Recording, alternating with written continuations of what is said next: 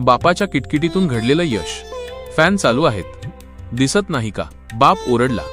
कधी चप्पल पालथी पडली म्हणून, कधी विनाकारण चालू ठेवलेली लाईट, तर कधी उघडदार. सततची कटकट, सततची किटकिट. मुलाच्या मनात राग साचत चालला होता. कधी एकदा इंजिनिअरिंग पूर्ण होतं आणि या बापाला सोडून कायमचा निघून जातो. इंजिनिअरिंग पूर्ण झाली. एका मोठ्या कंपनीत इंटरव्ह्यू होता, 3ऱ्या मजल्यावर. पहिल्या मजल्यावर जाताना त्याच्या नजरेस पालथ्या पडलेल्या झाडांच्या कुंड्या पडल्या. त्याने त्या नीट केल्या. 2ऱ्या मजल्यावर विनाकारण चालू असलेल्या लाईट ट्यूब्स बंद केल्या.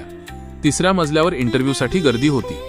हॉलच्या बाहेर चपला अस्ताव्यस्त, एकावर एक वाकड्या तिकड्या पडलेल्या. त्याने त्या सगळ्या नीट रचून ठेवल्या. एकदा नीटपणाची सवय लागली की डोळ्यांना अस्ताव्यस्तपणा सहनच होत नाही.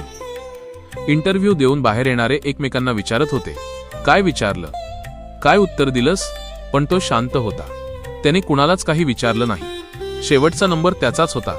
तो आत गेला आणि आश्चर्य म्हणजे इंटरव्ह्यू घेणारे साहेब पटकन उठले. त्याच्या हातात हात दिला आणि म्हणाले, you R selected, कंग्रॅच्युलेशन्स.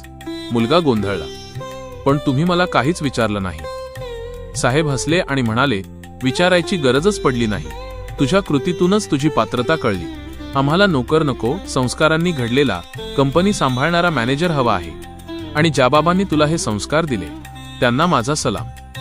Selection letter हातात होतं, पण मनात एकच विचार घोळत होता, आज बाबांची माफी मागायची. ज्यांच्यावर राग केला, ज्यांना ओझं समजलं, तेच आज यशाचं कारण ठरले होते.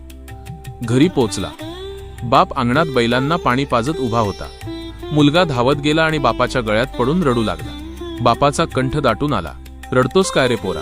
जोपर्यंत माझ्या जीवात जीव आहे तोपर्यंत तुला काही कमी पडू देणार नाही. इंटरव्ह्यू नापास झाला असशील तरी काय झालं? हा बाप आहे ना तुझ्या पाठीशी.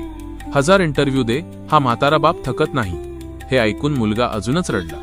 त्याने सिलेक्शन लेटर बापाच्या हातात दिलं, पायावर डोकं ठेवलं आणि आशीर्वाद घेतला. काय कागद आहे हा? बाप म्हणाला, मी मॅनेजर झालो माझ्या शिक्षणामुळे नाही, तुम्ही दिलेल्या संस्कारांमुळे. बापाने घरात जपून ठेवलेले थोडे पैसे काढले, घाईघाईने पेढे आणले. ज्याला मिळेल त्याला देऊ लागला. डोळ्यात पाणी आणून अभिमानाने म्हणत होता, माझा लेकरू मॅनेजर झाला बरं. स्वामी आपल्याला हेच सांगतात, आपली वागणूक, वर्तन आणि संस्कार जर चांगले असतील तर संकटांना सामोरं जाण्याचं सामर्थ्य स्वामी आपोआप देतात. देव दिसत नाही, पण तो प्रत्येकाच्या आत बसलेला असतो.